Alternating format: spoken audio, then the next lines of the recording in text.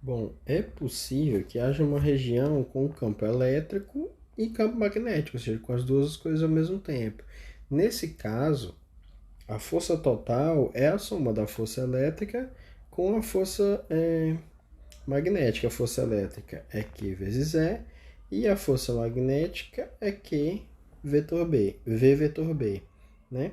E nesse caso, quando você soma as duas, ela se chama força de Lorentz, tá? Em homenagem ao holandês Hendrik Lorentz.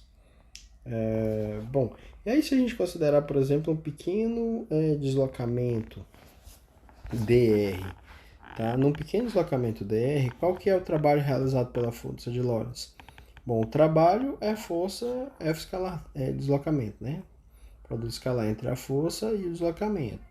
Então vai dar F escalar dr. Poxa, mas quem é dr? Como é um elemento pequeno, deslocamento, eu posso substituir por simplesmente V dt, né? Na hora que eu fizer isso, eu vou ter quem que é o F? Q vezes E mais V vetor B. Isso aqui é o F. Né? E isso eu vou fazer o produto escalar com o V dt. Acontece que V vetor B é perpendicular a B e a V também. Ou seja, V vetor B é perpendicular a B, ou seja, esse cara aqui, esse produto escalar vai dar zero. Né? Então, por esse motivo, né, isso aqui, esse produto escalar aqui é zero. Por esse motivo, que o trabalho vai ser realizado somente pela força elétrica. E se nós considerarmos o trabalho na unidade de tempo, ou seja, a potência, né, nós vamos ter que aqui vezes E escalar V. Ou seja, se o campo elétrico for perpendicular, a velocidade não vai ter potência nenhuma. E se houver um produto escalar diferente de zero, nós vamos ter um trabalho aí, né, por unidade de tempo, certo? E essa é a potência, ou seja, o trabalho por unidade de tempo associado à força de Lorentz, tá? E a gente vê então que a força magnética não realiza trabalho. Isso é muito importante. A força magnética não realiza trabalho. Já dá para a gente imaginar isso a partir dessa lei aqui, né? Você tem V vetor B, ou seja, isso aqui é dr dt vetor B, ou seja, o vetor dr é perpendicular a força, né? Porque o resultado desse produto vetorial aqui, esse aqui é força sobre carga, né? O resultado desse produto vetorial é perpendicular a dr. Né? Se é perpendicular a dr, não pode ter trabalho, porque eu vou fazer o produto escalar com o próprio dr, né? Para procurar o trabalho. Então, por esse motivo aqui que esse cara, né? A gente já consegue ver que a força magnética não realiza trabalho. Então, ela não altera o módulo da velocidade. Ela não faz com que o sistema se mova mais rapidamente ou mais lentamente. Né? Então, a carga elétrica nem vai ser nem vai ter sua velocidade aumentada nem diminuída. Mas pode ter o vetor velocidade mudado, né? Porque o fato de não realizar trabalho não significa que não haja uma força. Existe uma força, só que o tempo inteiro ela é perpendicular ao deslocamento. E aí acontece um caso interessante que quando você tem um campo magnético uniforme, a gente já vai ver uma coisa legal aqui. Né? Você tem um campo magnético uniforme, essa simbologia aqui é para dizer que o campo magnético está saindo do plano. Tá? Como se você estivesse olhando para ele, a setinha estaria apontando na direção do seu olho. Tá? Então, isso aqui é um campo entrando no papel, no caso aqui na tela, né? Vou colocar no plano, tá? Já esse que a gente está vendo aqui é um campo magnético saindo do plano. Beleza. Bom, e o que é que acontece se a gente tiver, por exemplo, o movimento de um elétron em um campo magnético uniforme? Bom, o campo do elétron, se você tem você tem um elétron se movendo no campo magnético uniforme, a gente precisa fazer o produto V vetor B, né? Então tá aqui o V, o B tá aqui, ele tá para fora, né? Então eu teria o V vetor B seria nessa... Bom, se isso aqui é o V, o B é saindo, isso aqui seria V vetor B. Seria nessa direção aqui. Mas a força é no sentido oposto. Por quê? Por causa que a carga do elétron é negativa. Tá? Então a força então apontando para nessa direção. Tá aqui a força, né? Nessa direção aqui. Bom, em cada instante, né? A força resultante e consequentemente a aceleração, né, pela segunda lei de Newton, ela é perpendicular à velocidade. Né? E como não tem realização de trabalho, o módulo de V é constante. Então, que movimento é esse? Onde a força resultante é perpendicular à velocidade e não tem alteração no módulo da velocidade. Só pode ser o movimento circular uniforme. Tá? Então, a força resultante ela tem que dar aceleração centrípeta. Né? A aceleração resultante tem que ser centrípeta. Né? Por quê? Para poder manter o movimento circular. Né? A gente vê isso lá em Física Geral 1. Que se o movimento é circular e uniforme, a aceleração resultante não pode ter componente tangencial, ela só tem componente normal, nesse caso aqui centrípeta, ou seja, para dentro assim, apontando para o centro do movimento, para o centro do círculo que dá a trajetória, tá? E não tem alteração no módulo da velocidade. Mas existe uma relação entre existe uma relação entre a aceleração centrípeta e a velocidade. Quem é? A aceleração centrípeta é v ao quadrado sobre r, ou também ômega ao quadrado vezes r, onde ômega é aqui a frequência angular. Tá? Poxa, mas qual é o mecanismo físico que fornece essa aceleração centrípeta? É uma corda? A carga está amarrada numa corda? Ela está sendo presa como a Terra em torno do Sol, por meio da força gravitacional? Não, o mecanismo físico aqui é a força magnética. É o campo magnético exercendo uma força por essa carga sobre essa carga em movimento. Tá? E essa força resultante é centrípeta, portanto, ela vale mv ao quadrado sobre r na direção menos r. Você se perguntando, sim, mas quem é que é esse r? R é o vetor unitário, né? R é o vetor unitário na direção radial. Ele aponta para fora, tá? Eu posso... Deixa eu desenhar ele em outro lugar aqui. Esse aqui é o V. Deixa eu ver aqui. Onde é que está o R? Bom, posso desenhar ele... Desculpa. Posso desenhar ele aqui no centro, se eu quiser. Mas posso desenhar ele em outro lugar também. Nesse ponto aqui. Esse aqui é o vetor R. E o que é que quer dizer esse chapéuzinho? O chapéuzinho significa que o módulo dele é 1. Tá? Então, o vetor unitário. Ele é radial e aponta para fora. Tá? O menos R significa que o F aponta para dentro, né?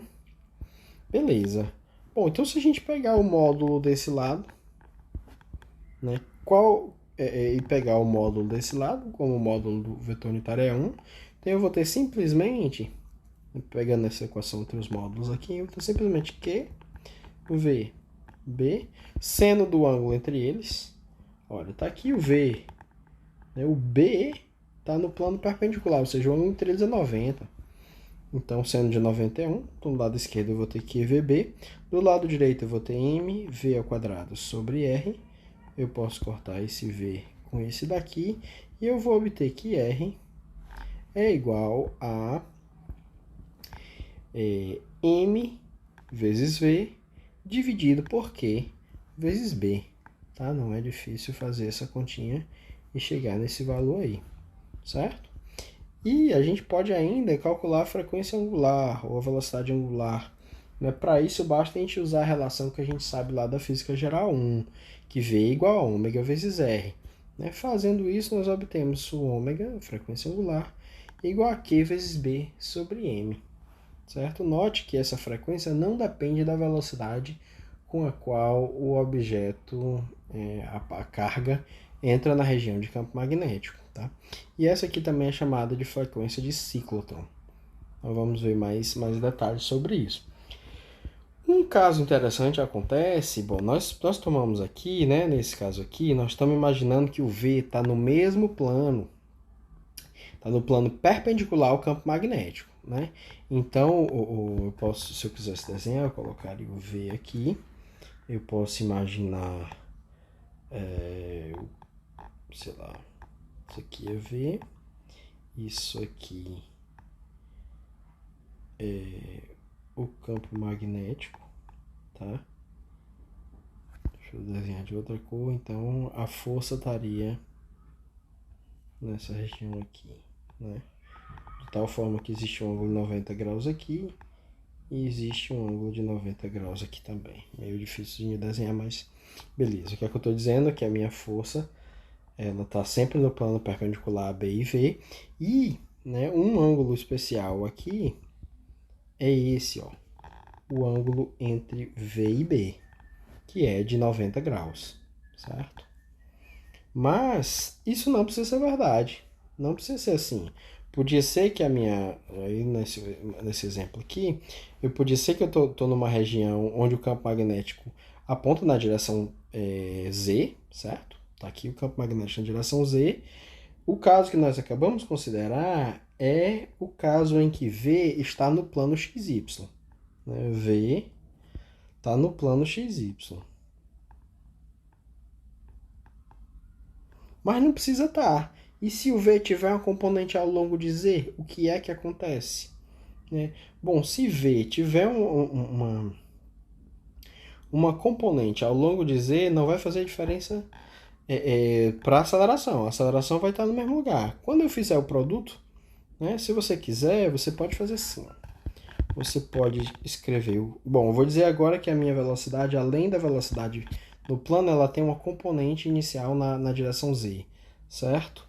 Então eu vou escrever assim, vou dizer que a velocidade, ela tem um V no plano, que eu vou chamar assim, tá? Que seria esse cara aqui, né? Tá aqui no plano, que é perpendicular ao campo magnético, e ela ainda tem essa outra velocidade V0Z aqui na direção Z, tá? Onde eu chamei esse vetor unitário na direção Z de Z, eu chamei o vetor unitário na direção X de X chapéu e o vetor unitário na direção Y de Y chapéu, certo? Então eu posso pegar esse cara aqui, né? Bom, quem que é o nosso B? O nosso campo B é igual ao módulo, que eu não sei quem é aqui, não interessa muito, o valor dele, e ele está na direção Z. Agora vamos calcular o produto vetorial, V vetor B, né? Então vai ficar V perpendicular mais V0 na direção Z, vetorial com B vezes Z, né?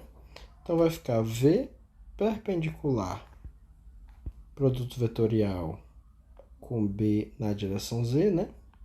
Mais V0 vezes B vezes Z, produto vetorial com o próprio Z.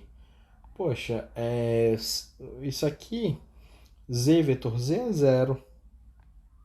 Portanto, a força vai continuar sendo na mesma direção que era antes. E eu vou desenhar aqui rapidinho, só para o desencargo de consciência. Está aqui a força magnética, exatamente no lugar onde ela estava antes. Então, a aceleração magnética continua dentro do plano. O que é que acontece, então, com essa componente perpendicular, essa componente que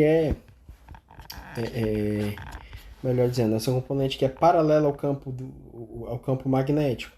Bom, se não tem aceleração, é porque a derivada dela é zero. Se a derivada dela é zero, é porque essa velocidade é constante. E o que é que vai acontecer? O movimento ao longo do eixo Z vai ser um movimento uniforme, tá? Então, o que é o resultado líquido? Né? É que o sistema vai ficar girando no plano XY A carga vai ficar girando no plano XY, mas vai se deslocar na direção Z com velocidade constante. Qual vai ser o resultado da brincadeira? Bom, deixa eu usar minhas capacidades aqui desenhísticas e tentar dizer para vocês o que é que vai acontecer. Então vamos ver que a partícula começou nesse ponto aqui em T igual a zero. Tá? E aí foi ligado o campo magnético, ela tinha velocidade V. O que é que acontece então depois disso? Bom, aí ela vai ficar fazendo um movimento. Ops. Um movimento mais ou menos assim, ó. Ela vai ficar girando no plano XY, mas vai ficar subindo. Né? Tá meio feinho, mas isso aqui é um movimento helicoidal, né? Onde essa distância aqui é o passo da hélice, né? Bom, posso deixar isso. Esses detalhes não são tão importantes, mas eu quero que eu gostaria que você entendesse é que ela vai ficar girando no plano XY, mas ao mesmo tempo vai ficar andando com velocidade constante na direção Z, né? Então vai gerar essa hélice, né? Esse movimento em hélice aí, tá? É isso aí.